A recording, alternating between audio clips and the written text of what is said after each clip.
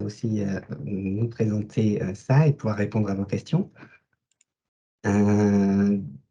Donc on va attaquer la présentation.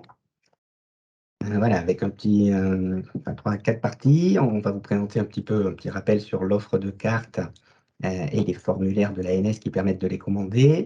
En deuxième partie, on regardera un petit peu plus les formulaires adaptés à chaque profil et les possibilités qu'offre la carte pour son porteur. Et on terminera par une séance de questions-réponses. Alors, je vais essayer d'aller assez vite sur la présentation, parce que je pense qu'on aura sans doute beaucoup de questions derrière. Donc, on va commencer par présenter l'offre des cartes qui existent. Alors, ce qui existe depuis 1997, hein, la carte CPS, avec plusieurs acteurs qui interviennent pour délivrer ces cartes. Les premiers acteurs sont les acteurs de l'enregistrement des porteurs de cartes et des professionnels de santé, les ordres, les ARS également. L'ANS est en charge de la délivrance de ces cartes et les cartes sont elles-mêmes produites par l'IN Group qui réalise cette prestation de création des cartes pour l'ANS. Donc on a 843 000 cartes à peu près CPS en circulation actuellement au 1er juin 2022, presque 46 000 CPF en circulation. On reviendra un petit peu sur les différents types de cartes qui sont indiquées là. On a presque 700 000 CPE en circulation, les cartes en établissement, et à peu près 5 000 CPA en circulation sur le terrain. Les cartes ont une durée de validité de 3 ans. Voilà, donc il y a 4 profils, 4 types de cartes CPS. Alors, c'est pour ça qu'on peut appeler ça les cartes CPX, hein. Vous verrez peut-être cette dénomination de temps en temps. Donc, ces cartes CPX sont les cartes d'identité électronique des professionnels dans le monde de la santé et permettent en particulier de s'identifier auprès des systèmes d'information de santé. Et donc, on a 4 catégories de cartes en fonction du statut du professionnel auquel elle est délivrée. Donc, on a d'abord la CPS, hein, la carte de professionnel de santé, octroyée, comme son nom l'indique, aux professionnels de santé.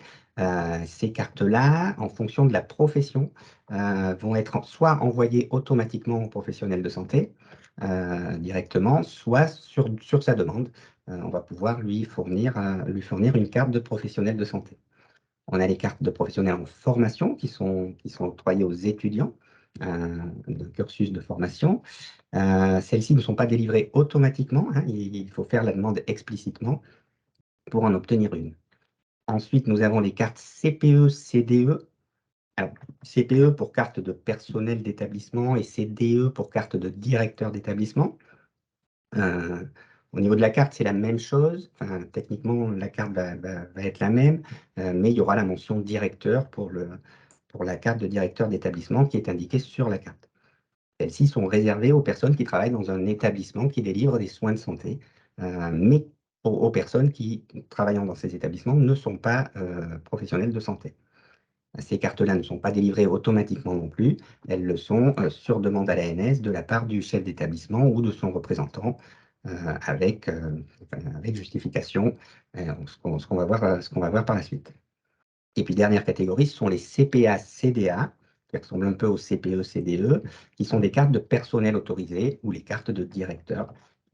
Et celles-ci sont réservées aux personnes qui travaillent dans le domaine de la santé, mais pas dans une structure qui délivre des soins. Par exemple, à l'ANS, nous avons des CPA, effectivement. Et ces cartes, là aussi, sont délivrées sur demande et sur justification du statut de la structure qui les demande. Alors, les cartes CPX, hein, l'ensemble de ces cartes sont délivrées gratuitement et peuvent être obtenues, comme on le disait, soit automatiquement ou sur demande, en fonction des professions et de la catégorie de carte. Pour les CPS et pour toutes les professions du RPPS, on va avoir une obtention automatique. Donc, à partir du moment où le professionnel de santé s'est inscrit auprès de son ordre, et en tout cas à partir du moment où il a un numéro RPPS qui lui est attribué, un identifiant RPPS qui lui est attribué, il va recevoir automatiquement, sans demande de sa part, sa carte CPS. Et pour les professions qui sont hors RPPS, avec un identifiant ADELI par exemple, là, il va falloir faire une demande explicite pour obtenir sa carte CPS. Les cartes de professionnels de formation, on le disait tout à l'heure, celles-ci sont délivrées sur demande hein, pour les étudiants qui sont inscrits, qui sont déjà inscrits à un ordre professionnel. Et sinon, si l'étudiant n'est pas encore, enfin, est dans une profession qui n'est pas une profession à ordre, à ce moment-là, ce sera une CPE qui lui sera fournie. Les CPE-CDE, on en parlait, donc là, c'est déclaration sur demande, on va voir ça. Et les CPA, idem, on va les fournir sur demande aux structures qui en font la demande. Alors là, on parlait des cartes en général. On fait sur ce slide un petit focus sur les cartes de test, hein, en complément des cartes de production. Donc, l'ANS fournit des cartes de test qui vont servir donc, pour des besoins de développement, de test, de démonstration de différents outils. Voilà, donc il y a il y a à peu près tous les types de cartes sont représentés en cartes de test. Vous trouvez sur notre site le formulaire de commande, un catalogue qui décrit un petit peu les cartes et les jeux de cartes que vous allez pouvoir commander à travers ce formulaire F414 qu'on évoquera tout à l'heure, avec voilà, en gros trois catégories. On a ce qu'on appelle un kit d'intégration qui contient 5 cartes bien définies, qui est peut-être plus à des fins de développement et de test. Ensuite, on a une offre individuelle, donc on peut commander des cartes CPX de test de manière individuelle, où on a aussi quelques jeux de test, jeux établissement, centre de santé, etc., qui permettent de couvrir un maximum de cartes.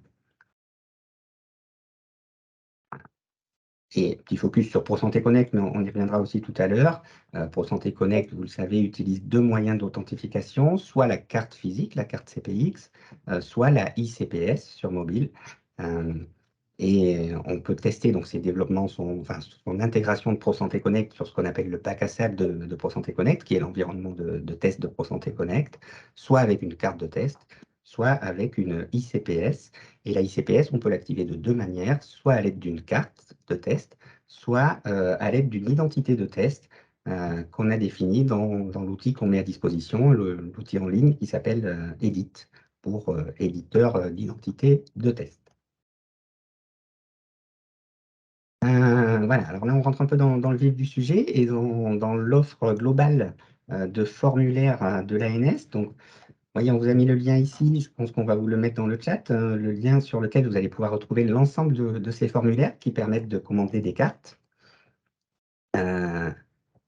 avec toute la phase de justificatif dont on parlait au début, qui va être nécessaire pour demander, en particulier donc les CPE, CDE, CPA, CDA, ou les formulaires qui vont permettre de demander les cartes qui ne sont pas, enfin pour les professions qui ne sont pas RPPS et pour lesquelles il n'y a pas une attribution automatique des cartes CPS. Donc voilà, ces formulaires sont définis là. Ils sont un peu nombreux, mais on va vous en parler et vous expliquer plus en détail comment réaliser ces cartes et quel est le formulaire qui sera adapté à votre besoin et à votre situation. Avec certains formulaires donc, qui ont commencé à être mis en ligne et dématérialisés sur le site de Démarche Simplifiée.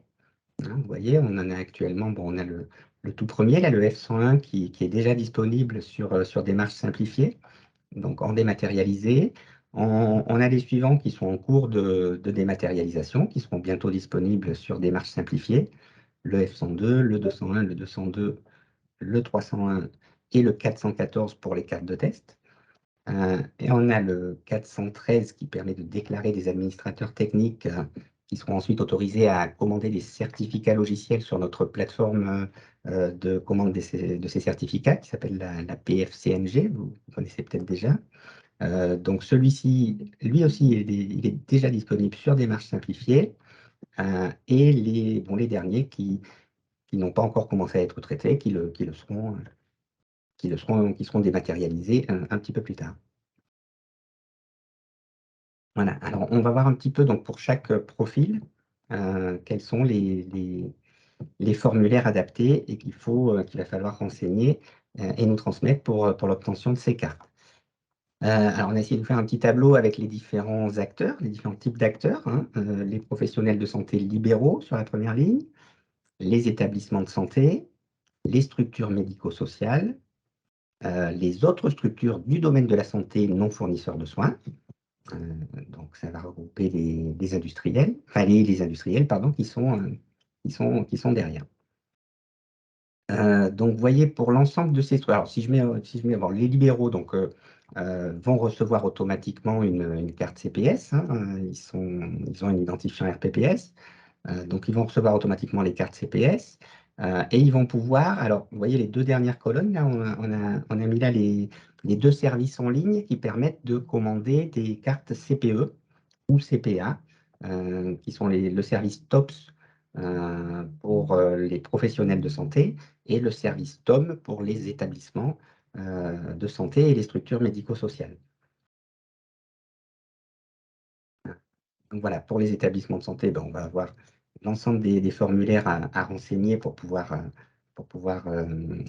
commander des cartes. Et une fois que les formulaires justificatifs ont été reçus et traités par l'ANS, il y a la possibilité d'utiliser l'outil en ligne TOM pour aller commander les cartes CPE des salariés de l'établissement. À peu près la même chose pour les structures médico-sociales. Et puis pour les deux dernières catégories, là, les autres structures et les industriels, on va avoir les deux premiers formulaires F101 et F102 qui sont nécessaires pour justifier de la structure, un formulaire 301 et la commande de carte qui est ensuite possible. Et vous voyez le F414, donc, on l'évoquait juste avant, c'est celui qui va permettre de commander des cartes de test. Celui-ci, il est ouvert à tout le monde, à toutes les structures, et les libéraux également, s'ils ont ce besoin-là de commander des cartes. Ça va être un besoin assez peu courant. Ça peut être un médecin qui est également développeur et qui développe ses propres outils, par exemple. Voilà. Et l'accès aux services en ligne TOPS et TOM va se faire à l'aide d'une carte. Donc, les premiers formulaires vont servir à commander la première carte qui pourra ensuite permettre d'accéder à TOPS et TOM pour commander les autres cartes de la structure. Voilà. Alors, où trouver ces formulaires? Donc, sur le site e-santé, on a le lien donc, pour l'ensemble des formulaires. Vous allez les retrouver sur le site e-santé. On va vous donner ça si ce n'est pas déjà fait dans le chat. Et les formulaires dématérialisés, ceux qui sont déjà dématérialisés et ceux à venir, vous allez les retrouver sur le site de Démarche Simplifiée, démarchesimplifiée.fr, qui est un service que l'État français met à disposition des administrations. Alors, le formulaire papier se présente sous la forme d'un PDF que vous pouvez renseigner et retourner ensuite, une fois renseigné, signé, soit par voie postale, soit par email, je pense. Saïda, tu me corriges si je dis une bêtise. Ouais. Exclusivement par mail. Il me semble que sur les formulaires, il n'y a plus du tout l'adresse postale. Ah d'accord, donc c'est un Ouais. envoi exclusivement Un envoi par par mail. mail. D'accord, très bien, merci. Ok, alors ces cartes, à quoi elles vont servir? Bon là, je pense que vous savez sans doute déjà. L'usage principal, enfin un des usages principaux, ça reste la facturation électronique, hein, les feuilles de soins électroniques. Ces cartes peuvent permettre d'apposer une signature électronique, elles peuvent servir à signer des documents. Elles vont servir à utiliser les messageries sécurisées comme MS Santé. Elles vont servir à créer, alimenter, consulter le DMP. Elles vont servir à accéder au TLSI, tous les téléservices nationaux proposés par la CNAM, comme l'INSI et d'autres. Elles vont permettre d'accéder aux plateformes régionales qui propose des espaces destinés aux professionnels de santé. En gros, elles vont servir à s'identifier via un processus d'authentification forte, comme à travers ProSanté Connect, par exemple, ou à travers une connexion par carte sur un service en ligne. Elles ont une partie sans contact, ces cartes, donc elles vont pouvoir servir à sécuriser des accès physiques dans des structures de santé ou d'autres types de structures, comme à l'ANS par exemple.